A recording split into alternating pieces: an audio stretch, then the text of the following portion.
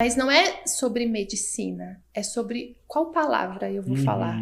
Eu falo assim, Senhor, só ponha na minha boca o que é para ser falado. Não deixa eu falar demais e não deixa essa pessoa sair daqui sem ouvir o que ela precisa. Bacana. E aí você respira e aí de repente você vai por uma linha de raciocínio que você nem imagina o porquê e você fala e aí depois a pessoa volta na próxima, no retorno. Nossa, doutora, depois daquela consulta mudou tanta coisa. E é isso, esse é o chamado. É o chamado do ajudar.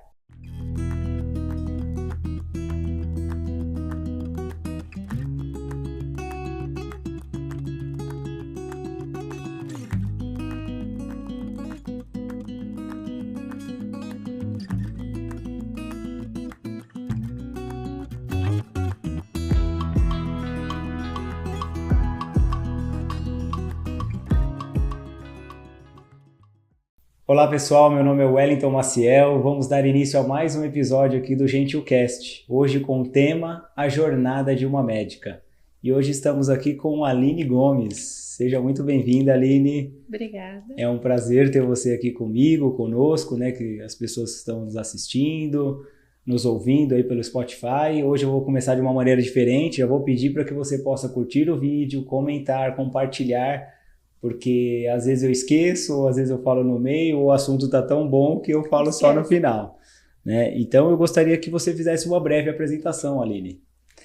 Bem, eu sou a Aline, né? No momento, profissionalmente eu sou médica. Eu sou médica de família e comunidade, trabalho hoje num posto de saúde e no UPA. Sou casada, recém-casada, e tenho alguns pets, que são hoje os meus filhos, né? Aumentou que eu não a tenho família, os filhos. né?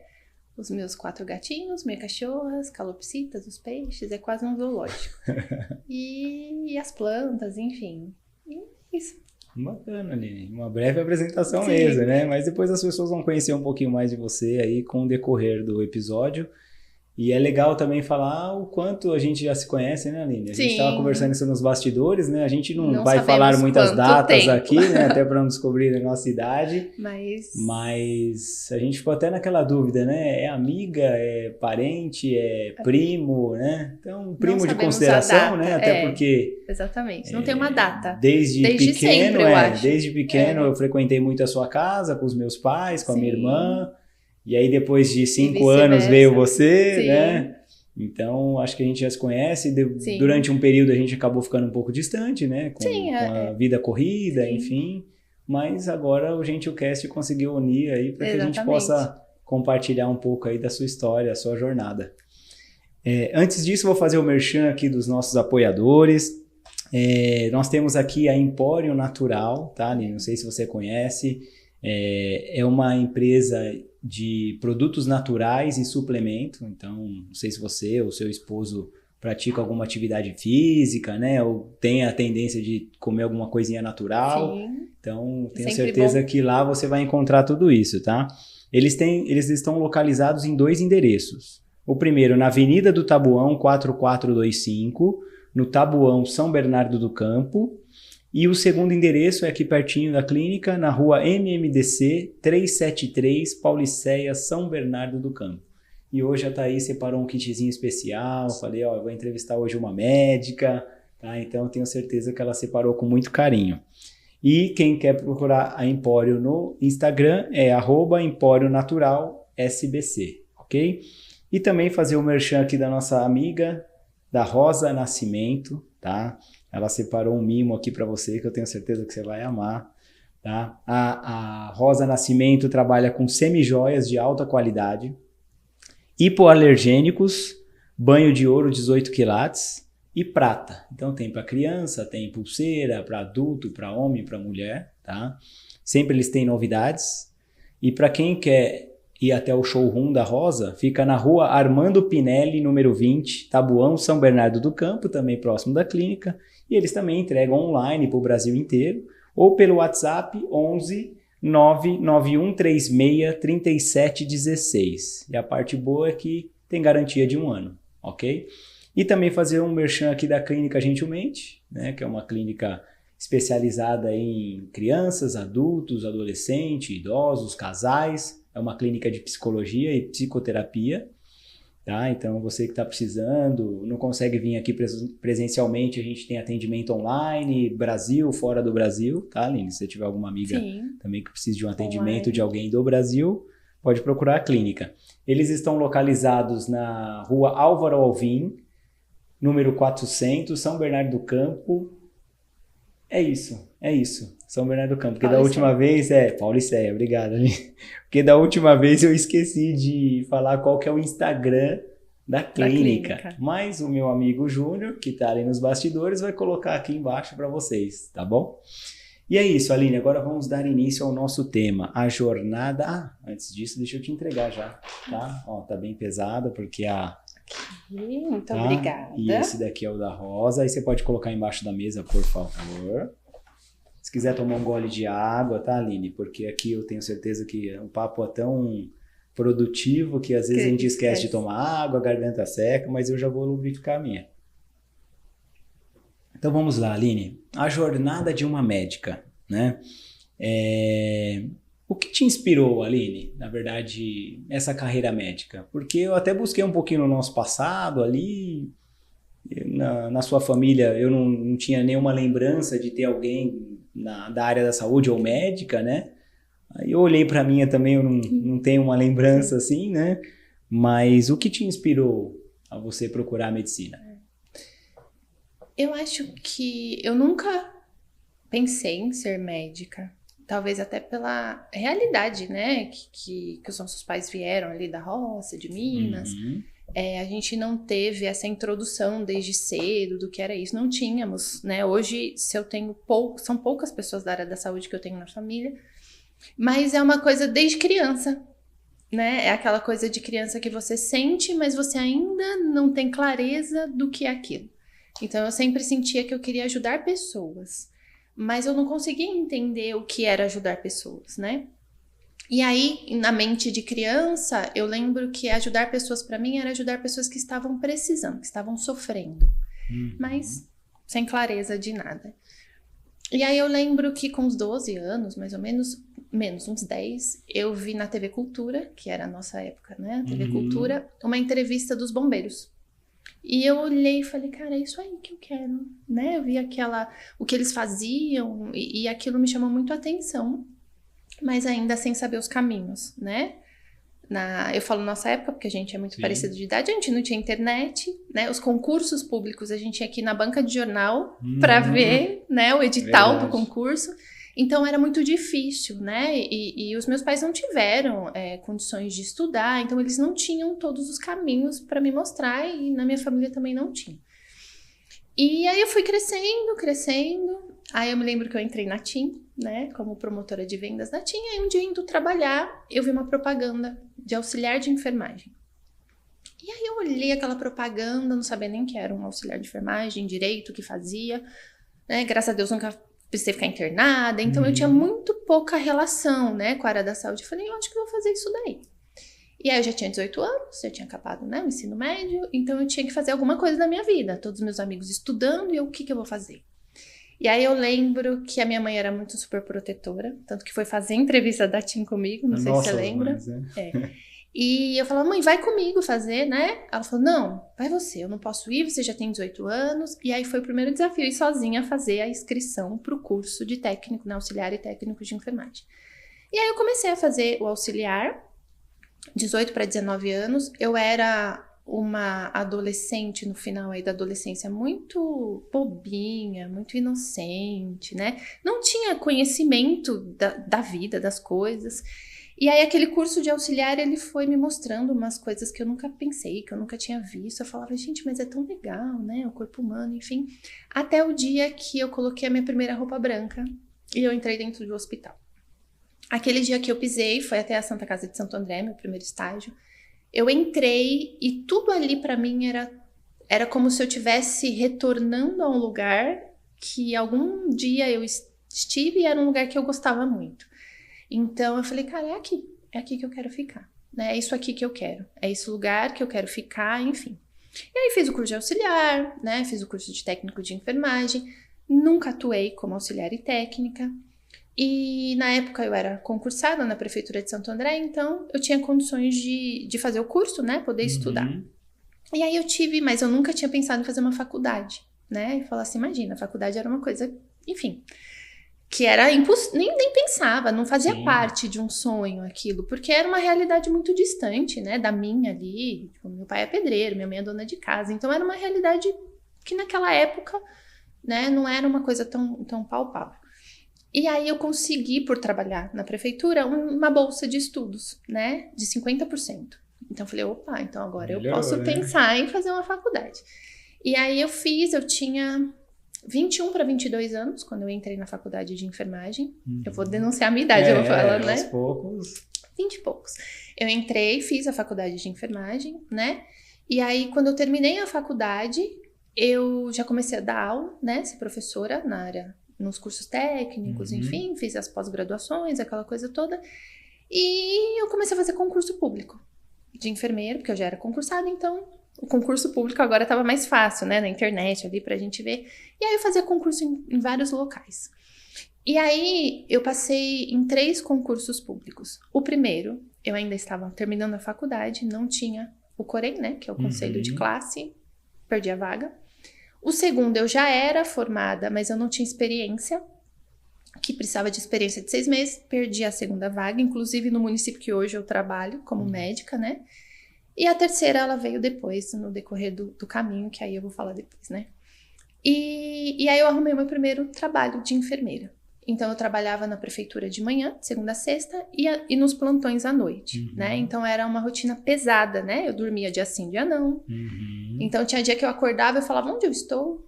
Eu estou em casa, eu estou no carro, eu estou no horário de almoço, dormindo na mesa, né? Você ficava onde eu tô.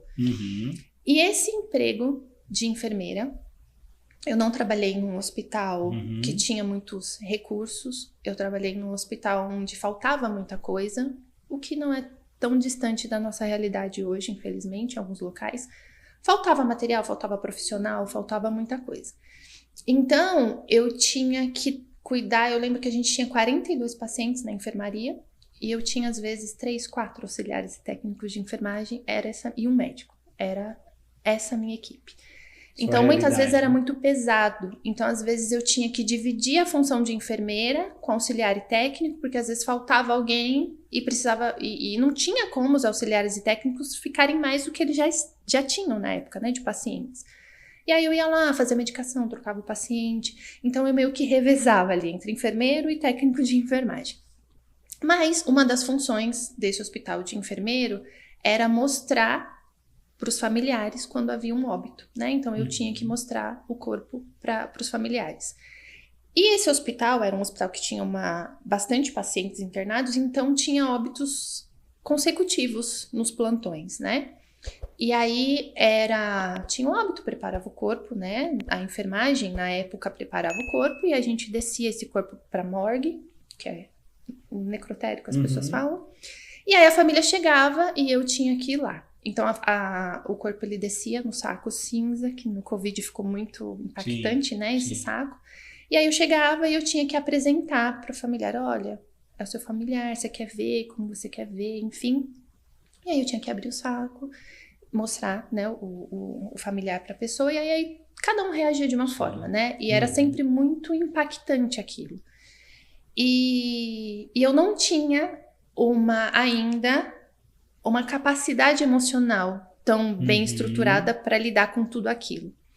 E aí, nos primeiros dias eu chorava junto, depois eu comecei a ficar melhor, né, de não conseguir chorar, mas aquilo me impactava muito, né, o plantão ficava muito difícil depois, né, daquele óbito, enfim. Até o último óbito que eu mostrei, que foi esse óbito que começou a falar, não, chega, né, isso não é aquilo que eu estudei, não foi para isso que eu estudei, não foi para ver e não conseguir fazer nada, né? Não tô dizendo que eu iria, nossa, mudar a vida, não iria deixar a pessoa morrer, não é isso. Mas a forma com que aquilo estava acontecendo, tipo, não tava legal. Tipo, eu ia, mostrava, e como que aquela pessoa reagia àquilo? Era uma forma muito fria de falar com aquelas pessoas, e aquilo não era mais o que eu queria entre ajudar pessoas, né? Que era aquela coisa de infância. E aí a última paciente, eu lembro que ela morreu no plantão do dia, então eu não lembro muitas informações, mas ela morreu engasgada. E ela, quando, né, ela passou o plantão, enfim, aí a filha dela chegou, e aí eu desci, né, como sempre, para mostrar aquela, né, tudo. Então a gente sempre teve muito cuidado, né, na hora de falar, pelo sofrimento. O cuidado também de não saber como a pessoa ia reagir, né, porque tem gente que passa mal, né, aquela coisa toda. E eu conversei com ela, falei, tudo bem, você quer ver? Não, eu quero ver e tal. E a hora que eu abri aquele saco, ela olhava e falava assim, mãe, mas por que, mãe? Se eu soubesse, mãe, eu tinha dado comida pra você. Tipo, eu tava aqui, né? Eu não teria ido embora, eu teria dado, a senhora não ia morrer engasgada. E aí foi, depois de um tempo, foi a primeira vez que eu chorei sem querer. Foi. Sabe quando a lágrima escorre e você não consegue, a gente tá de máscara e tal, então a gente fica meio contido, né? Pra até não desesperar mais, né? O familiar, enfim. Pessoa, sim, né? Às vezes a gente faz isso. Às vezes a gente fica mais comedido ali. E aí eu saí daquela cena, eu falei assim, gente, chega, não é isso, né? É mais que isso. Eu sei que eu consigo fazer mais que isso, e mesmo que for para fazer isso, existe uma forma melhor de se fazer isso, porque é uma dor inexplicável, né? E você receber uma notícia dessa, tipo, seu familiar morreu, vem aqui ver, não é uma coisa normal, né? Não é uma coisa pra gente lidar como se fosse normal, né? E eu falei, não, chega. Não foi pra isso, então se isso é a enfermagem que eu sonhava, não é isso que eu quero, então chega. E aí, nos dias seguintes, eu pedi, né, a demissão, enfim, e fiquei naquilo. E agora? Eu sou enfermeira, eu até então voltei a dar aula, né, porque não dava tempo, mas aí eu sou professora, mas e aí? Pra onde eu vou? E aí eu tinha um amigo que fez faculdade comigo de enfermagem, né, desde o início a gente era um grupo e fomos até o final com esse grupo. Ele tinha ido pra Bolívia. E ele falava assim, às vezes a gente, né, e aí, como você tá? Onde você tá trabalhando? Não sei o que. Ele falava, Aline, aquela coisa de paulista, mano, vem pra cá. Você gosta de estudar, você vai se dar bem aqui. Eu falava, mas como é que eu vou pra aí? Eu não tenho dinheiro não, né? Tipo, não é assim. E naquela época eu ganhava, tipo, muito pouco como enfermeira. Era uma coisa, hoje, infelizmente, continua o salário. Os salários estão muito ruins, mas naquela época era muito pior. E como era meu primeiro emprego de enfermeira, então a gente acaba aceitando para ter experiência, né? Eu falava, mas onde que eu vou conseguir dinheiro, meu querido? Não tenho. Ele falou, não, ó, é assim, assim. Aí ele me mostrou todo o caminho. E aí eu comecei a pensar, eu falei, médica? Quem sou eu para ser médica, né? Imagina, não. Não, vem e tal. E aí naquele momento eu tinha passado por uma decepção gigantesca, amorosa, né? Eu estava naquele período assim... Pra onde eu vou, né? Perdida, né? E aí, de repente, veio a certeza no meu coração de que eu tinha que ir pra lá. A certeza e a coragem. Porque até então eu era super protegida, minha mãe sempre me protegeu, sempre não deixou eu fazer as coisas sozinha. E como que eu ia sozinha pra lá? Conhecia uma pessoa, não sabia falar espanhol, não sabia nada, não sabia nem pra onde eu ia. E aí eu comecei a amadurecer essa história e cada vez mais aquela vozinha que a gente tem dentro da gente falava assim, vai, não precisa ficar com medo, vai. E eu falava, gente, mas de onde vem essa certeza? Era só a certeza que eu tinha aqui. E aí meu amigo falou, não, pode vir, vou arrumar um quarto aqui pra você, onde eu moro, a pessoa que lá é sempre, a gente mora em república, né? Todo mundo divide aluguel, aquela coisa toda. Ele falou, não, a pessoa que mora aqui comigo vai sair, vem que eu vou guardar o quarto pra você. E eu, meu Deus, falei, será que eu vou? Aí eu tinha um dinheirinho guardado, tinha um carro ainda que eu nem tinha pagado, tava pagando, uma geladeira e um consórcio pela metade. Eu falei, eu tenho isso. Ele, vem, cara, vem que vai dar certo, chega aqui, você arruma uma coisa pra fazer, vende uns docinhos, sei lá, faz alguma coisa. Eu falei, quer saber? Eu vou. Se não der certo, o máximo que vai acontecer, não dá certo, eu volto pra trás. E aí, pedi a minha licença, porque eu era concursada, né? Então eu pedi uma licença sem remuneração da prefeitura e fui. Uma licença de 2 anos. Eu falei assim, eu vou. O máximo que vai acontecer é não dar certo e eu volto, ter um emprego e a vida continua. E aí fui eu com a minha super grana juntada, bem pouquinho. E fui, né? E aí, assim... E seus pais se incentivaram nessa época? Na verdade, eles se assustaram. Como meu irmão já morou no Japão 15 anos, então para eles não era uma experiência nova. Verdade. Mas eles não entendiam, né? Tipo, mas como que você vai? O que vai acontecer? Eu falei, eu vou. Vou confiando, né? Sim. E vamos embora. É o que tá no meu coração para fazer. E hoje eu não consigo te explicar de onde veio essa coragem. Porque talvez hoje eu não teria ela, mas naquela época eu tive. Eu vou. E aí eu cheguei num país, fui de avião a primeira vez, né? Ele foi me buscar no aeroporto, enfim. Na verdade, eu fui com uma menina, que até hoje já é também minha amiga. E ela estava indo também, ela morava no mesmo prédio, aí ela me levou até lá. Isso, mas ela já estava lá. E aí ela foi, ó, aqui eu morava no primeiro andar, aqui é seu apartamento e tal. Eu cheguei lá, eu olhei, eu falei, nossa, até que é bonito aqui, né? Legal e tal. Aí o meu amigo, na época, estudava na mesma escola que eu, na mesma faculdade. E aí ele me levou, me conheceu, falou, ó, é esse ônibus, tá bom? Chega aqui, você desce e troca, e é aqui que você vai descer. Ok. E aí logo em seguida ele trocou de faculdade, então eu ia sozinha. Então assim, eu cheguei num país, Santa Cruz de la Sierra, né? Pra onde eu fui, que eu não sabia onde era o mercado, que eu não sabia onde era nada, que eu não falava aquela língua, que quando eu saía pra comprar alguma coisa eu fazia mímica, porque eu falava, né, ou metia um portunhol péssimo, um exemplo, né, até falo com meu marido, às vezes eu falo, morango é frutilha, eu quero um moriango, um piêssego, tipo, durazno, não era nada, mas a gente metia o louco porque precisava se virar. E aí eu lembro uma vez que eu fui comprar um amaciante, eu não conseguia explicar pra eles que eu queria um amaciante. E eu olhava e eu não achava, e por fim, por muito custo, eles conseguiram entender. E aí assim, eu fui. Eu fiz 3 meses de espanhol antes de ir, nada. Mas fui. E aí, enfim, e lá tem muitos brasileiros, né? Então nessa questão é fácil, porque aí você se comunica na sua língua. E aí comecei, né, a faculdade. Aquilo já não era novidade para mim, né? Então muitas coisas eu já tinha, a vivência, né, da enfermagem, enfim. E muitos professores, o espanhol, né, o castelhano deles, era muito fácil de entender, porque eles já estavam acostumados a lidar com brasileiros. Então eles falavam devagar, né? Legal. Porém, eu me lembro que quando caiu a ficha de que eu tô fazendo aqui, era uma aula de parasitologia, eu não entendia uma vírgula do que o professor falava. Eu sentava na frente, ficava olhando assim, eu falava, gente, eu não entendo o que ele era mais velhinho, eu não entendia o que ele falava. E eu, cara, o que eu vim fazer aqui, cara? Eu tinha meu emprego. Aí começou, né, a ficha cair. Desespero. E aí o terceiro concurso que eu passei, o telegrama chegou na minha casa quando eu já estava lá. E aí eu lembro que o meu irmão falou, e aí, você vai voltar? Eu falei assim, não, eu fiz milhões de concursos até agora. Aí eu tô aqui, pra eu voltar? Eu falei, não vou voltar. Eu falei, agora já foi, né? Vou ficar.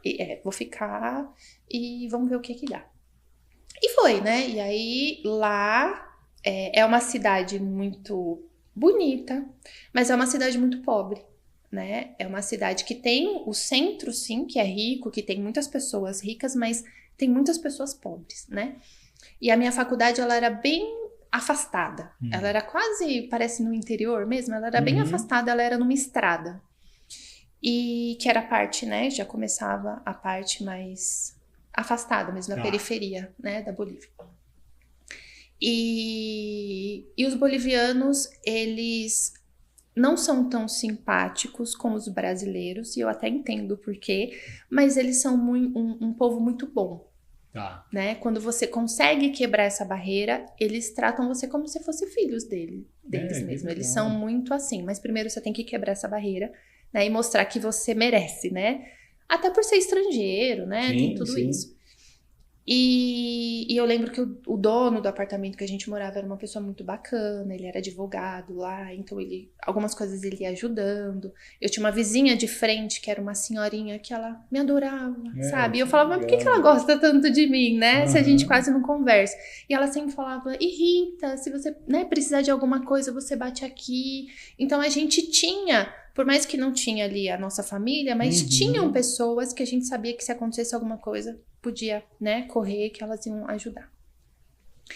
E a Bolívia, ela foi... Hoje eu falo, não é ingratidão, mas se eu precisasse hoje, se eu soubesse tudo que eu ia passar, eu não teria ido. Porque eu fui sem dinheiro, então era tudo muito contado, né? Não podia gastar absolutamente nada, era aquilo.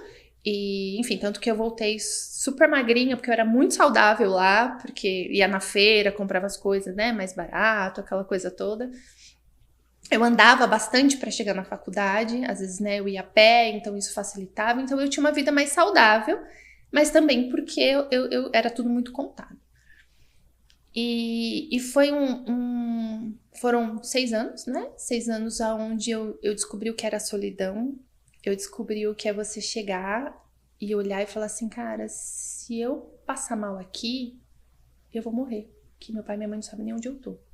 Tipo, até eles chegarem aqui, acabou. E a saúde da Bolívia é muito ruim no sentido de que não é igual aqui, né? Que todo mundo vai ser atendido. Não, lá você vai ser atendido se você tiver dinheiro. Então lá tem os seguros, né? Para as crianças, para os idosos, mas os adultos não tem seguro. Seguro como o SUS, por exemplo. Então você tinha que pagar, né? A faculdade até tinha um seguro de saúde, mas não cobria tudo, né? Então, por exemplo, uma diária na UTI era pago, era tudo muito... E aí aquilo começou a me trazer aquele, né? Fala, cara, nós somos sozinhos, na verdade, mas a gente tem ali as pessoas, né? Que a gente ama próximo, então a gente tem essa segurança. Lá eu não tinha, lá eu estava completamente sozinha. E você... Porque assim, aqui a gente fala, o meu amigo mora ali, o fulano mora ali. Eu sei que daqui a 1 hora eu posso ir ali na casa da minha tia. Lá eu não tinha nada disso. Então eu tinha que descobrir se as pessoas eram boas ou não. E ninguém sabia quem era eu. Então, parecia que você tinha que provar que você era uma boa pessoa o tempo todo, sabe? Porque ninguém conhecia você, ninguém sabia de onde você veio. E a solidão, né? O pior dia era domingo. Porque não tinha aula, porque cada um tava na sua casa, e eu sabia que aqui tava todo mundo na casa da minha mãe, né? E do meu pai. Tipo, e eu lá. E quando eu fui, não tinha internet ainda, né? Não era uma coisa... Tinha, obviamente, né? Mas não era uma coisa difundida. Era o celular, aquele monte de tecla que tinha. Não era, assim, o smartphone não era. Então, eu ligava pra minha mãe uma vez por semana, que era no domingo. Quando eu ia na praça, eu ia na missa. Depois da missa, eu ia na cabine telefônica pra ligar pra minha mãe.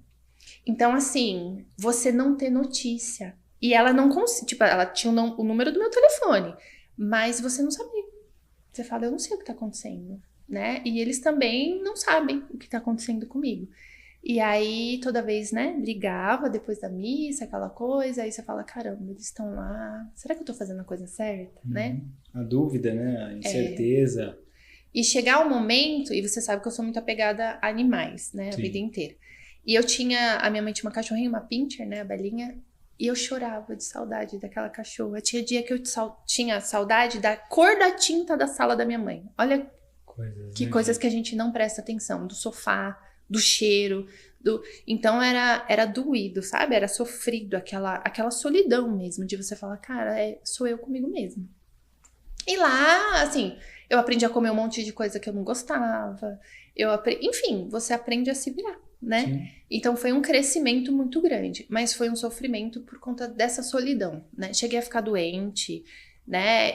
Mas assim, a gente faz a nossa rede lá também, né? Eu conheci muitas pessoas maravilhosas que estão na minha vida até hoje, né?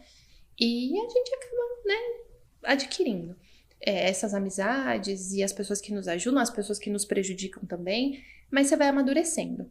E a minha sorte é que eu fui pra lá, eu já tinha uma idade, eu fui com 27 anos, então eu já tinha uma maturidade melhor, né? Mas se você vai muito jovem, é punk, difícil, você entender aquilo, né? É muito fácil você se perder com as amizades, é muito fácil, né? Porque você é jovem, então você tá lá sem seus pais. E o mundo te oferece, né? E lá é uma cidade bonita, lá é uma cidade que tem várias coisas, né? Então, eu agradeço por ter ido com essa maturidade, né, na época. Então, eu fui para estudar mesmo. Então, eu estudava muito, porque era a forma de eu não sentir, né? Sim, verdade. Então, eu estudava. E agora, lembrando, eu tive um professor no 4º semestre, que é o divisor de águas, né? Ele era um professor de fisiologia humana. E ele explicava, ele era muito ativo, e ele explicava e a gente não entendia. E ele explicava e a gente não entendia. E aí teve um dia que ele falou assim, vocês são burros? Né? Na forma boliviana. Por que eu tô falando, vocês não estão entendendo? E aí eu falei assim, eu não sou burra. E eu vou entender. Né? E aí eu acho que aquela forma que ele falou foi mexeu a forma com você, né? de falar assim, calma, eu vou ter que estudar mais, muito mais do que eu já tô estudando, porque eu não tô entendendo o raciocínio dele. E aí eu lembro que eu fiquei uma semana, eu estudava assim, de virar à noite, eu voltei lá no início, revisei tudo, aí quando eu cheguei na aula, eu falei assim, agora eu tô entendendo o que ele tá falando. E aí quando aí ele explicou, quando ele perguntou, eu levantei a mão e respondi, ele assustou. Com outros olhos, né? Aí eu falei assim, você despertou o gatilho. Tipo, não fale que eu não consigo, porque isso dentro de mim fala, eu vou conseguir.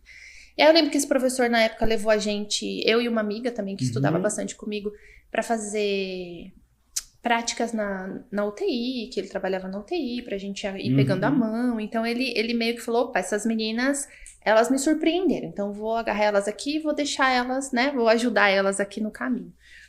E foi isso. E aí, assim, o meu melhor momento de Bolívia, o meu pior momento de Bolívia, melhor eu falar antes que ele veio antes, que foi o diagnóstico de câncer da minha mãe, né? Minha mãe teve câncer de mama e nesse meio tempo eu vinha pro Brasil nas férias, né? Aí eu já não vinha mais de avião, eu vinha de ônibus, né? Eu e o meu gato.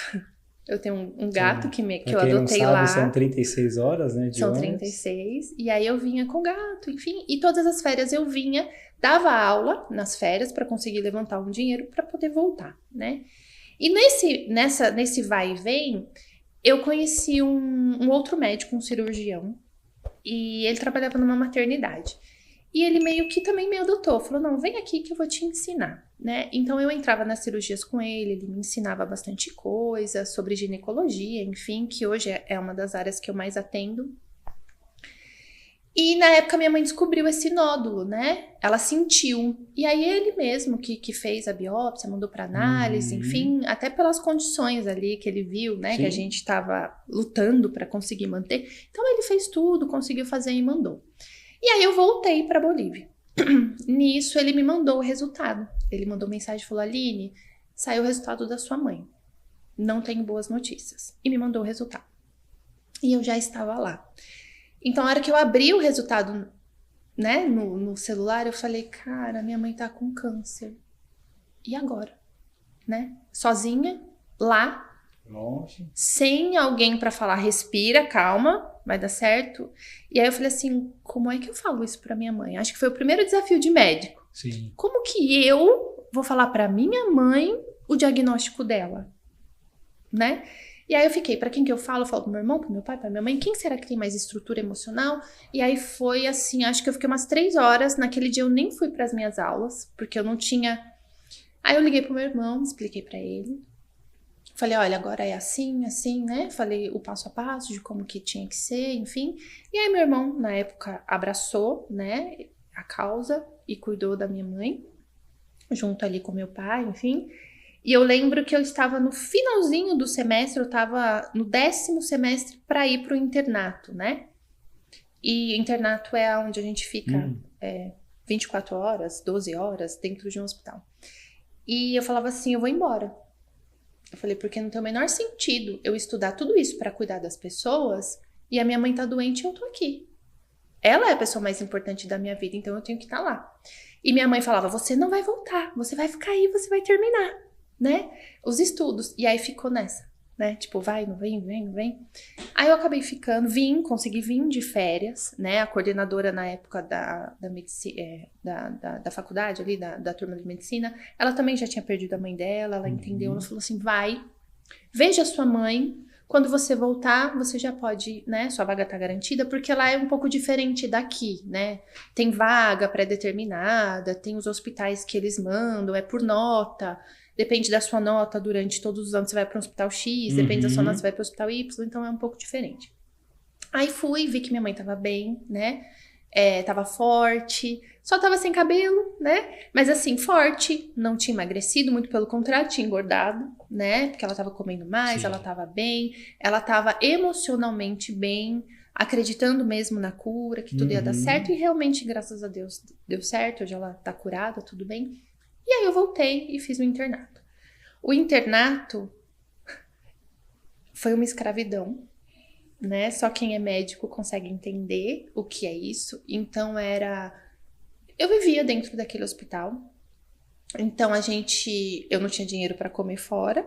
Então muitas vezes a gente fazia umas vaquinhas ali entre a gente, levava lá não chamava Cup Noodles, né? Olha eu fazendo propaganda, mas era outro, né? Sim. Então a gente comprava aquilo que era mais barato, aí um levava um café, o outro levava uma bolacha, e a gente fazia todo esse esquema para poder aguentar ali. E era muito... O sistema deles é muito rígido e até desumano, né? A forma com que eles tratam o estudante de medicina lá. Então, só quem tá lá e quem já passou consegue entender. É uma humilhação muito grande. Eu acho que eu nunca pedi tanto perdão na minha vida como nesse internato, né? Nesse ano, nesse tempo todo, né? 1 ano e pouco de internato. Então, era muito humilhante, era muito... Enfim. E se você não... Eles castigavam a gente. O castigo era você perder sua folga, era você sair mais tarde. Então, foi um período que a gente tinha que mostrar que a gente era bom. Ou você vai ou você desiste, né? E psicologicamente foi uma coisa muito pesada, né? Mas é aquilo, tá no final, vambora, né? Mas eu falo que as pessoas que estavam comigo no meu internato, que são as pessoas que estão hoje, né? Que continuaram, que permaneceram na minha vida, foram essenciais, né? Porque a gente se ajudava. Então, a gente era a nossa rede de apoio, uma hora um tava chorando, outra hora um queria desistir, outro falava, não, bora aqui, vem aqui, volta, né? Então, tinha toda essa ajuda. E aí, foi muito impactante. E a Bolívia, ela tem histórias muito tristes, né? E uma das histórias muito tristes, e que aí que vai caindo a sua ficha do tão diferente que é a cultura, o tão diferente que cada um lida com o sofrimento, né? E aí eu vou contar rapidinho, que foi um estágio de pediatria, onde uma criança de 1 ano, quase 2 anos, ela morreu de pneumonia. E essa criança morreu que a gente que ficava 24 horas, né? Eu não estava nas 24 horas que ela morreu, né? Eu estava nas 12, só que aí passaram o plantão, a gente estava lá. E essa criança, ela foi pra morgue, né? Pro necrotério. Quer dizer, ela não foi, porque a mãe não tinha dinheiro, porque ela tem que pagar, tudo tem que pagar. E a mãe não tinha dinheiro. E a mãe levou essa criança dentro de uma caixa, no carro, pra enterrar em algum lugar. E aquilo me revoltou de uma tal forma, mas como assim? Como que não deixaram? Como que essa mãe faz isso? Aí o moço da farmácia, na época, né, que a gente tinha que pegar os remédios, enfim, ele falou assim, doutorita, aqui é assim. E ela não tinha dinheiro. Então é melhor que ela enterre o filho dela do que ela não enterrar.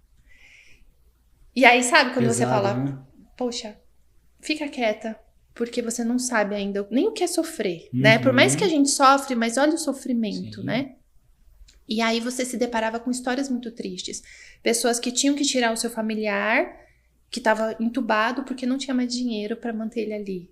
Então era muito pesado. E aí a gente, enquanto interno, a gente fazia vaquinha, mesmo não tendo. A gente fazia vaquinha, a gente comprava remédio, a gente fazia rifa. A gente tentava de um tudo para poder dar medicação para aquele paciente, para que aquele paciente pudesse melhorar, né? Então tinha esse jeitinho brasileiro que, apesar do brasileiro, aonde ele for, ele leva, né? Essa coisa de vamos se virar para ajudar alguém. Sim. E a gente fazia muito isso. Então foi muito pesado esse internato, mas o meu serviço social, que é o depois de tudo, a gente tem que fazer, tinha na época, né? Hoje eu não sei mais como é. 3 meses de serviço social para o governo, né, boliviano. E eu fui para uma cidade do interior, né, que se chama Vale Grande, e eu fiquei próxima ali de Vale Grande. Então, eu morei 3 meses em cima de um posto de saúde. O meu gato, imagina o gato fugia lá no meio do posto, eu tinha que pegar ele. E aquela foi a melhor experiência da minha vida. De estar ali, que foi, acho que até a foto da ambulância, né? Que você viu no Facebook. De ir com aquela ambulância que era altitude, né? Naquele morro, sim, atender aquelas pessoas, aquela simplicidade. E aí me lembra os familiares, a roça, né? E aí aquilo foi pra mim a melhor experiência. De estar ali e conseguir ajudar. Sim. E o ajudar de acolher, o ajudar de estar ali, de poder modificar alguma coisa, né? E o tão grato que eles eram por aquilo, e o tanto que eles ensinavam a gente com a cultura deles, porque quanto mais interior, mais a cultura é mais enraizada, né? Então, algumas coisas de quando morre alguém, como que eles lidam, como que é o velório, como eles enterram as pessoas atrás da casa deles, né? Então, você passa, assim, nas visitas domiciliares, você passa em cima dos túmulos, assim. A princípio é meio estranho, mas depois você fala, é a cultura deles, né? Então, isso foi muito legal. Então, o que eu tenho saudade da Bolívia é do meu serviço social. É de Vale Grande. E é um lugar que, com toda certeza, eu vou voltar, né? Um dia pra lá ainda. Pra ver. É uma cidade linda, né? Tudo aquilo. E, enfim. Mas foi um sofrimento. Foram 5 anos e pouco de sofrimento e 3 meses de alegria. Mas foi um sofrimento. A burocracia, a humilhação, enfim. Mas nada comparado à volta. Sim. Né? A volta... Mas antes de você falar da volta, Aline, uma coisa que ficou muito clara pra gente, né? Pra quem tá nos ouvindo, nos assistindo, é bacana a gente conhecer esse bastidor do médico, né? Claro que nem todos tiveram a mesma experiência que você, né? Então hoje você tem o pobre que não tem condições mesmo ou mesmo que tenha poucas condições, tem que se limitar a algumas outras coisas. Você tem a pessoa que tem maior condição, que consegue pagar uma faculdade, né, e ficar próximo dos pais. Mas você deixou muito claro que em todo esse processo a disciplina é muito importante. Muito importante. E a fé. A fé, a resiliência e o melhor de tudo, a experiência que você viveu lá. Sim. Porque você contando aqui pra gente, a gente tem uma leve impressão de como foi, né? Sim. Mas só de estar conversando com você é legal ver as pessoas que eu entrevisto, elas resgatando coisas que talvez no dia a dia hoje passa por despercebido, né? Sim. Mas quando você resgata essa imagem, dá para ver nos seus olhos o momento que foi mais tenso, o momento que foi de alegria, a experiência. Então, obrigado, né, por você compartilhar, né, o nosso tema, que é a jornada de uma médica. Obrigada pela oportunidade. Né, porque, assim, é um tema legal, era uma dúvida que eu tinha, porque eu acompanhei a sua história muito nos bastidores, né? Sim. Às vezes eu conversava com a minha mãe, a Aline tá vindo de ônibus. Eu, mãe, como assim de ônibus? Não, deve ser de avião. Não, ela tá vindo de ônibus. Mas deixa eu pesquisar. Não, mas 36 horas de ônibus? E ela tá vindo com um gatinho. Eu falei, mãe, para. Aí quando a gente se encontrava e eu tinha uma admiração, né? Porque o quanto eu conheci a sua história de vida, dos seus pais, né? Da gente ter muito parecido ali. Mas eu queria conhecer um pouco mais dessa história para que não só eu, né? Não só para você também, sim, mas para que as pessoas pudessem entender. Aquelas pessoas que querem entrar na jornada de ser um médico, sim, saber que você talvez não precisa ter muito dinheiro para que você possa realizar os seus sonhos, saber que não vai ser fácil essa tarefa, né? O processo para que a gente possa viver a nossa promessa, que era aquilo que você tinha no seu coração desde, sim, quando você era nova, que você olhava as coisas e você se admirava, que precisa, né, passar pelo processo. Precisa. E nem todo mundo consegue sair dessa parte, né? E aí agora eu quero que você entre aí nessa outra etapa, foi quando você... Quando eu voltei. Quando você voltou, né? A frase que resume o que você está dizendo, que a gente sempre fala no nosso grupo, ali de amigos, você só não vai conseguir se você desistir. Legal. Né? Enquanto você lutar, uma hora você vai conseguir. Pode demorar, mas vai dar certo, né? E se você tá seguindo o que tá no seu coração, o que é muito difícil hoje, né? As pessoas conseguirem se conectar com ela mesma, né? Sim. Às vezes elas não conseguem se ouvir, se entender o que eu quero, quem eu sou, pra onde eu vou. E graças a Deus eu consegui ouvir, né? E fui. Fácil não foi, mas fui. Sim. E aí veio a volta. A volta é aquele momento que você fala, tá, eu voltei com um diploma e um gato, mais nada. Mais nada não, muita coisa, mas assim, Sim. o impacto.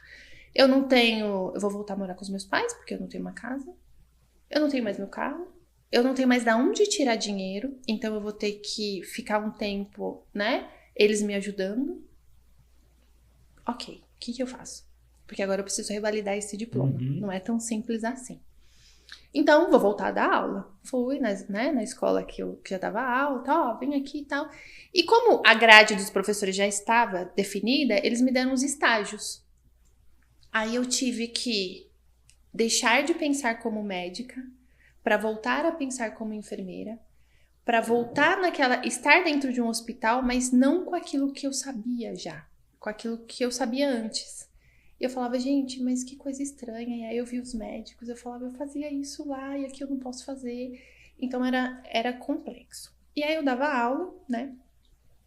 E aí conseguia, né, me virar ali um pouquinho para não ficar tão dependente e tal. E aí veio, acho que um ano e pouco depois que eu voltei, o Mais Médico, né? E aí veio a abertura das vagas do Mais Médico, que até então hoje ainda é assim, né? Tem uma parte das vagas que são para médicos formados aqui, ou que já são revalidados, e a outra parte, né, que não foi preenchida, fica com os médicos formados no exterior. E eu consegui uma vaga no município de Mauá, que é onde eu estou hoje. E aí as coisas começaram a mudar, né? Porque aí eu já era uma médica, mas interiormente ainda não era uma médica. Porque é um processo, né? Você se tornar um médico, eu ainda nem sei se realmente eu me tornei 100%, porque é um processo, né? Você aprende o tempo todo, você fica, né, naquela coisa toda. E quando eu comecei a ser médica, né, a gente não tem o CRM, que é o número, né, do conselho, a gente tem o RMS, que é o número do Ministério da Saúde. Então, isso fica claro, de que a gente não tem o Revalida. E esse não ter o Revalida é um processo muito humilhante, tá? As humilhações de que você não é médico, o que você tá fazendo aqui? Ah, essa pessoa que te atendeu não é médico, viu? Você sabia? Então, os pacientes relatavam, né, isso pra gente. E, enfim, e aí você vai aprendendo a ser e não ser. Você é médico, mas você não é médico. Então, é uma coisa, pelo menos pra mim foi assim. Quanto Tem gente desafio, que vive né, diferente, mas pra mim não foi. E as humilhações, né? Tanto que o meu pai teve um linfoma, eu acompanhei ele no tratamento, né? Acompanho até hoje, né? Porque não tem cura. E eu lembro uma vez que eu fui numa consulta e o meu pai, que fala até pras formigas, a minha filha é médica, Orgulho, ele foi falar né? pro médico. Ah, minha filha é médica, né? Então a primeira pergunta é, onde você se formou? Pronto. A hora que eu falo, me formei fora, acabou. Você parece que nada da sua história vale, nada do que você fez vale. E aí esse médico, ele ficou, era um senhor já, foram 5 minutos de humilhação dentro daquele consultório. E eu não ia abrir a boca, porque era o médico que ia operar o meu pai, né? Meu pai também não abriu a boca, porque meu pai também, acho que não entendeu. Ele falou, mas espera, a minha filha é médica, como que você tá falando assim com ela, né? E ele não entendeu. E aí quando saiu da sala, eu falei pra ele, pai, não fala mais. Não fala mais. E eu sempre te pedi pra não falar, porque o senhor não sabe a humilhação que a gente passa por isso. E o tanto do desgaste emocional de você ter que toda hora respirar e provar que você é capaz, que você é um bom profissional, que é complicado. E aí foi que meu pai entendeu, né? Aí ele caiu a ficha, enfim. E aí veio o Revalida, propriamente dito, né? O Revalida é um processo difícil. É um processo não só difícil teoricamente, mas difícil emocionalmente, né? É uma prova desafiadora, é uma prova que você precisa trabalhar com muito sentimento, apesar de ter que estudar muito, você ainda tem que trabalhar muito o seu emocional em relação a isso. E fui pro Revalida, fiz meu primeiro Revalida, reprovei, porque ele muda as regras o tempo todo. Tá? Então, um ano é de um jeito, a outra é outro, o outro é outro. Então, eu reprovei na primeira fase por 0,2 pontos. Tipo, é nada. Imagina você não passar pro 0,2, porque você esqueceu, às vezes, de pôr uma palavra. É muito pouco, né? É muito pouco. E aí, é o momento que você fala, cara, eu me dediquei tanto e mesmo assim não deu. Por que eu não lembrei? Isso aqui eu sabia demais. Errei, não consegui. Errei não, né? Não é nem um erro. Eu não coloquei a palavra que precisava, que era o 0,5 que eu iria passar. E quando você se depara com o seu 0,2, você fala, cara, mas foi só isso. Por que eu esqueci? Enfim, e aí quando você vê a sua reprovação, é uma decepção, é uma revolta, é tudo. Mas tudo é aprendizado, porque o 0,2 num paciente mata. Verdade. Né? Um 0,1 mata. Então eu tenho que ser perfeita, né? Eu tenho que fazer tudo muito corretamente. E aí foi quando eu parei de ter ódio daquela prova e passei a enxergar ela como algo essencial, de falar assim, não, é um preparo, eu preciso ser 100%.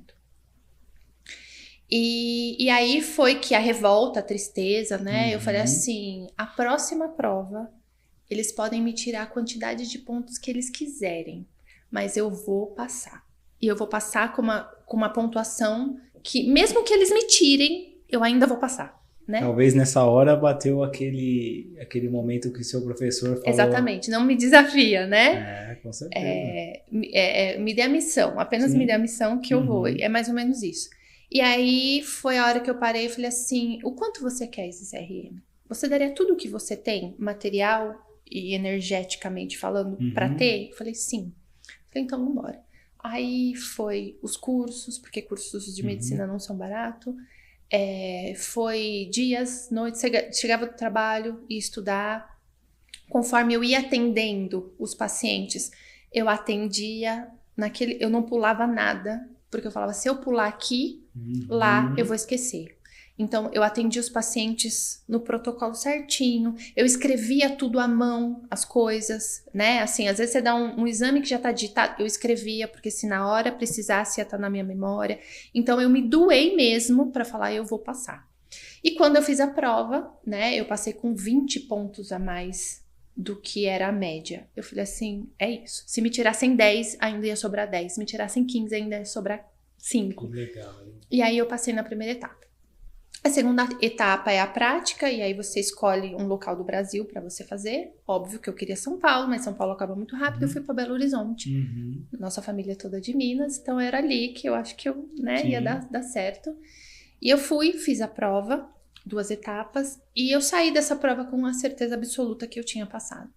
Porque eu sabia que eu tinha feito o meu melhor, eu sabia que eu tinha feito tudo o que eu podia, e eu respondi tudo de acordo com o que eu tinha estudado. E aí, óbvio, depois de 2 meses, que mais ou menos saiu a nota, né? Já meu marido que abriu ainda.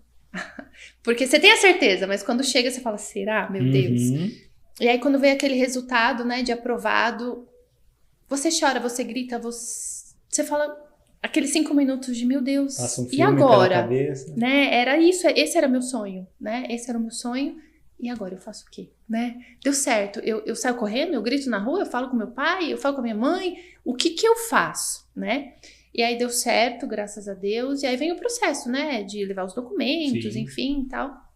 E aí o processo de pegar o CRM. Por isso que eu falo que eu estou no aprendizado. Sim. Porque, até mexeu aqui. Você viu? E aí o aprendizado de você falar assim, ok, eu tenho um CRM, e agora? Eu faço o que com ele? São várias etapas, né? Eu faço o quê? São eu vou pra onde? Etapas. Ah, eu vou dar plantão, eu vou... Ok, vamos começar.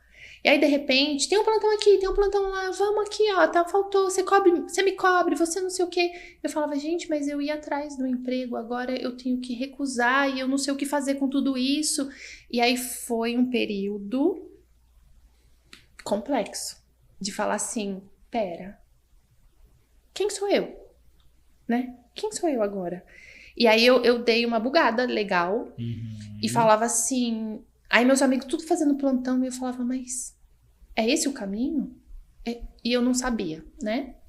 E aí eu comecei a fazer o plantão, aí eu falava assim, né, com Deus, falava, eu preciso entender. E aí A terapia, porque desde que eu comecei a ser médica, eu já comecei a fazer a terapia. Bacana. Então, ela me trouxe muito pra me ouvir, né? Pra entender tudo o que estava acontecendo. E aí, agora eu tô melhor, né? Sim. Mas mesmo assim, ainda é tudo muito intenso. E às vezes eu tenho que parar, respirar e falar pra onde você quer ir.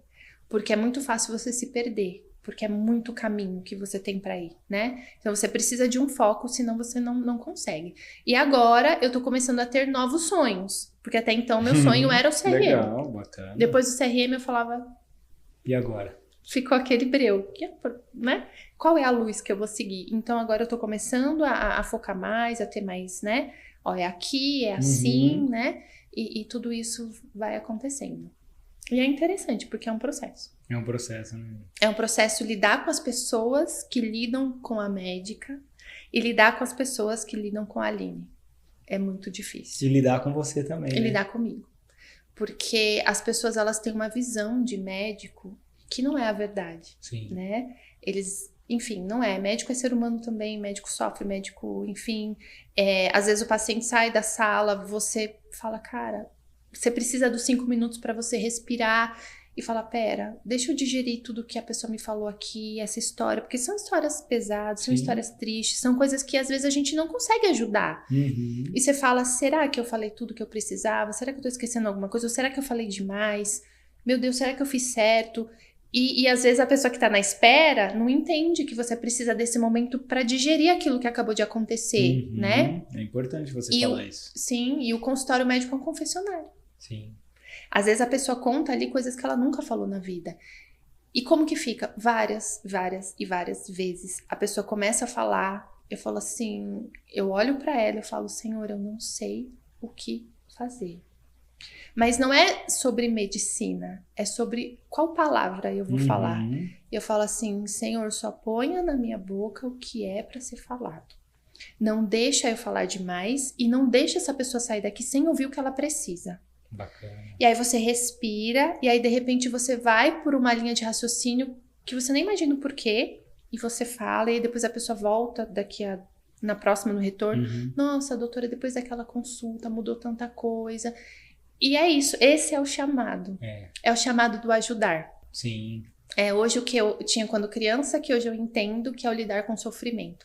Porque hoje não é mais a doença física que machuca mais, é a mental. É a mental, é isso aí. E aí, às vezes, a pessoa ela busca um caminho com você. E aí, hoje olhando pra trás, eu consigo entender todo o sofrimento que eu passei, por que que eu passei, por que que eu tinha que entender e por que que eu ainda passo. Porque a minha missão é ajudar as pessoas em sofrimento. Então, eu sabia disso desde criança, só não tinha clareza. Sim. Então, eu preciso sofrer também. Sim. Porque a gente é mais humano quando a gente sente já sentiu o que a pessoa tá sentindo, né? Então, quando eu atendo uma mulher que já teve câncer, uma filha que já teve a mãe, então eu consigo contar a história da minha mãe, ela consegue enxergar fé, né? Que vai dar tudo certo, ou do meu pai, enfim. E às vezes nem histórias que eu sequer vivi na vida. Eu falo, o paciente fala, mas você já teve isso? Eu falo, não. Mas você tá falando o que eu sinto. Eu falo, é isso. É isso. Né? É isso. É você estar no que você foi chamado pra fazer. E de repente, eu costumo dizer assim, esses dias eu falei isso pra uma colega médica. Eu falei assim, tem dia que eu venho me arrastando pra cá. Só que eu entro aqui dentro, acaba. O paciente entra muda aqui, a chave, né? acaba. Ele não tem essa percepção de que você não A hora tá que eu bem. coloco aquele jaleco, é como se eu incorporasse uma pessoa, né? Uma e falasse armadura, assim, né? é isso aqui, ó. Você pode estar triste, você pode estar sofrendo, mas essa pessoa, ela veio nessa consulta e às vezes o paciente espera dias por aquela consulta. E ele vem na expectativa de que você vai ser diferente, de que você vai falar alguma coisa boa pra ele. Sim. E eu fico feliz quando eu consigo, nem sempre, né, eu consigo, mas quando eu consigo e eu tenho esse feedback da pessoa, olha, você me ajudou, eu tava sentindo tal coisa, passou, ou aquilo que você me falou. Então, pacientes, deem o feedback pro médico das coisas, né? Bacana. O médico não tem bola de cristal, o médico não é Deus, então ele precisa saber que o caminho que ele tá seguindo tá certo. Que legal. E a gente precisa disso. Sim. E E uma coisa que eu falo que hoje os profissionais da saúde estão sofrendo muito. Os pacientes estão muito cruéis. Os pacientes, os políticos, né? E ninguém... Só quem trabalha sabe a pressão psicológica que é, o desafio que é estar ali cuidando de alguém. E principalmente alguém, às vezes, que você é o último recurso que ela tem, né? E às vezes as pessoas, elas são desumanas e querem humanidade, né? Elas querem que o médico trate humanamente, mas elas são desumanas. Então, se eu demorar na sua consulta, ele vai reclamar. Mas se eu for rápido na sua consulta, ele vai agradecer, mas você falar, nem olhou na minha cara. Verdade. Então, sempre vai ser, o médico sempre vai ser o ruim. Então, assim, é o médico que vai te dar notícia ruim, é o médico que vai te dar notícia boa. Então, sempre a culpa cai. Então, quando você tem um óbito, a culpa é do médico. Quando você tem, a culpa é do médico. Então, é uma carga muito pesada. É uma carga você lidar com essa expectativa que as pessoas têm e elas acreditam que a gente é Deus. Cara, a gente tá tão longe de ser isso. A gente é um fragmento que tá tentando entender o que ele fez. Porque ele fez perfeito. Que até hoje tem coisas que a gente não sabe. O cérebro é uma delas. Então, a gente é só um pouquinho tentando entender um todo. Então, precisa desse entendimento, que a gente não tem bola de cristal e que a gente não tem um dom divino de entender tudo. E que a gente é todo um processo, né? E é isso. Que legal, Aline. É bacana. Eu falo que todo podcast que a gente inicia, eu falo, é 50 minutos, é 1 hora e 10, mas a gente sabe que estende, tem assunto ali pra gente... Sim. Porque é um assunto gostoso, é um assunto leve. Às vezes eu tenho temas pesado, mas a gente conversa e sai todo mundo leve daqui, né? Então, acho que a sua história e mostrando um pouquinho do lado do médico, né? Isso vai ajudar a gente. Eu me ponho nessa situação também, né? Porque às vezes você vê, o médico saiu da sala. Aí você tá lá esperando, mas por que ele não chamou ainda? É aquilo, você tá digerindo tudo aquilo, você tá anotando no prontuário, né? Porque se entra um, sai outro, como que você vai lembrar daquele lá? Exatamente. Então, isso serve, nossa, eu sempre falo que todos os meus convidados é um aprendizado, é uma faculdade para mim, é uma pós-graduação.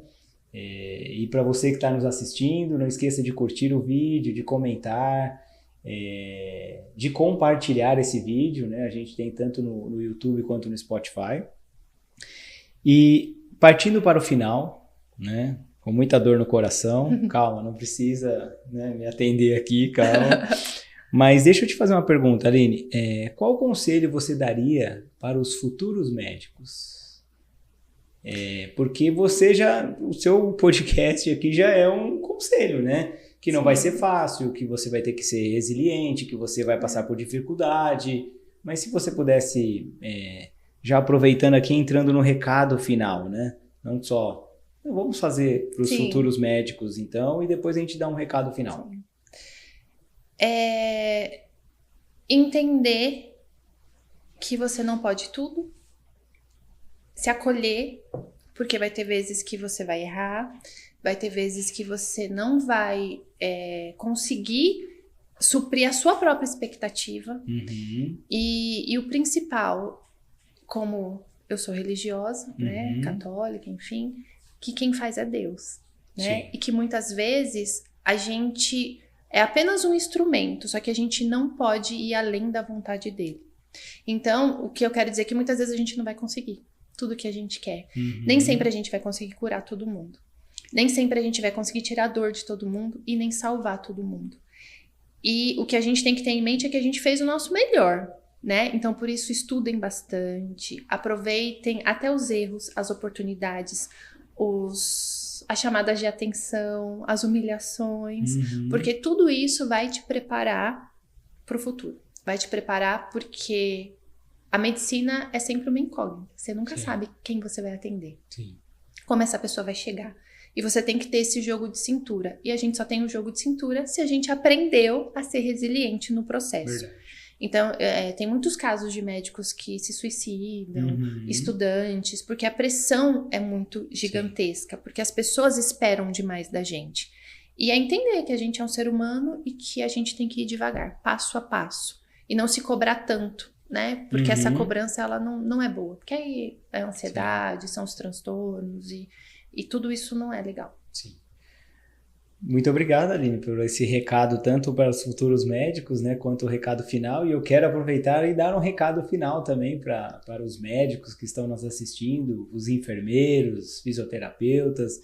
Eu tenho um olhar muito diferenciado, né, para eles também, para você, porque é muito além de fazer aquilo por fazer, né? Você cuidar da vida do próximo, você se dedicar, você passar por toda essa jornada, né, por todo esse processo. Mas o meu conselho é para que você se cuide, né? Para que você seja a sua prioridade, né? Porque hoje eu vejo muito médico em plantão que você vê que a pessoa está só ao pó e às vezes a pessoa tem que trabalhar em 1, 2, 3 empregos, sai de um, vai para o outro, né? Mas você tem que ser a sua prioridade, você tem que cuidar, né? Então faça atividade física, faça terapia, procure um hobby ali que você realmente, né, possa descarregar um pouquinho ali da sua energia, se conectar com você mesmo. Então é isso, normalmente eu deixo só você falar o recado final, mas hoje eu também furei o protocolo, né? Isso aí, mas e antes da gente finalizar, eu vi... o hobby final. Não que eu estou pedindo, tá? Mas aí você finalizou com o hobby final e é bem isso. Mas antes de você entregar o seu, eu vou entregar o meu aqui. Ok. Né? Então aqui é um mimo aqui da clínica e do GentiCast para você. Para que quando você tomar o seu café, o seu leite, o seu chá, você possa lembrar de ser gentil com você mesmo. Sim, isso é importante. Que legal. Então, e agora me fala um pouquinho dessa lembrança, desse mimo. Posso abrir? Claro. Posso? Que legal. Era um hobby que virou agora um empreendimento, né? Olha, então, assim, eu casei recentemente e eu fiz muita coisa do meu casamento manualmente, porque eu sou muito manual, de fazer artesanato, isso. Aí, Cíntia, ó, presentinho pra gente. E quando passou o casamento, eu falei, agora? Ficou faltando alguma coisa. E eu percebi que fazer esses artesanatos na época do casamento, fazer o convite, essas coisas, me devolveu pra mim. Né? Naquele momento perdida, eu falei, cara, volta, né? E aí eu já comprei várias velas que nunca cheiraram, né? E aí, de repente, eu comprei uma vela e falei, nossa, mas essa vela cheirou bastante. Então, se ela cheirou, eu consigo fazer uma vela parecida com essa. Eu vou começar a estudar sobre isso. Aí, comprei o curso, comecei a estudar e tal. Comprei os materiais, só que eu exagerei um pouco, né? Nos materiais. E aí, eu comecei a fazer. A vela começou, e a água de lençol, os aromatizadores, enfim, começaram a entregar de fato o objetivo, né? Cheirar, dar aquele aroma gostoso, aquela sensação de paz. E eu falei, gente, é isso. Eu acho que eu preciso deixar um pouquinho de ser médica. Eu também sou professora, continuo sendo professora já desde a enfermagem. Tô de férias, continuo dando aula. Mas eu precisava de alguma coisa que me tirasse dessa área, dessa concentração total. Essa carga, né? Isso. Aí eu comecei a fazer, e aí eu vi que deu certo, que as pessoas gostaram mais do que eu imaginava até. E aí eu comecei a falar, cara, eu já comprei tanta coisa, eu acho que eu vou investir nisso aqui. E aí eu comecei a montar ali um ateliê, e aí hoje eu tenho uma mini fabriquinha, né, ali. Que legal. E aí eu tô começando a empreender, de fato. Bacana. E fazer. E aí eu trouxe pra vocês experimentarem. Muito bacana, né? Parabéns aí os que mais saem, né? Os que mais as pessoas compram. Vou experimentar lá em casa, mas aqui já deu pra... Muito cheiroso, hein, Aline? E quem quer encontrar você, quem quer encontrar o Instagram aqui, eu sei que você tem um Instagram próprio pra isso. Qual que é o Instagram, Aline? Depois a produção vai colocar aqui embaixo, tá? @aroma de estrela. Aroma de estrela. Legal, isso. Bacana. Depois a produção vai colocar aqui. Quem quiser comprar... eu estou em fase de finalização do site, entendi. Mas se quiser é só mandar uma mensagem no Instagram que a gente né, entrega, manda pelo correio, enfim. Que legal, parabéns. E aí eu trouxe pra vocês. Obrigado. Né, como um presente. Pra mim e pra minha esposa, hein, Cíntia? Sim. É mais pra Cíntia, né? Qualquer coisa eu vou falar que eu comprei de você e tô ela tá vendo, ela tá vendo ela que vai assistir, é verdade.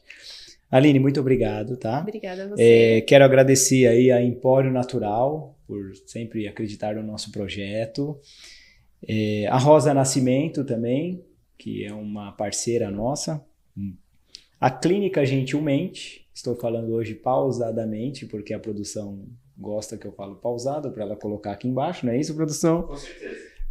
A Audiotech, né, que é o nosso amigo Júnior, que está ali nos bastidores. E agradecer você também, Aline, pela oportunidade, pela experiência. Eu acho que a gente nunca teve essa troca de ideias, né? Essa troca de experiência. E seguindo a linha da minha esposa, ela falou, Wellington, não dá tchau só você. Às vezes pede para a pessoa se despedir também. Então, por favor, Aline, dê tchau aí pra gente. Obrigada, né, pela oportunidade. Eu acho que é bom relembrar, né? É o que você disse, é bom relembrar a história, relembrar os momentos e entender tudo que a gente fez até aqui, né?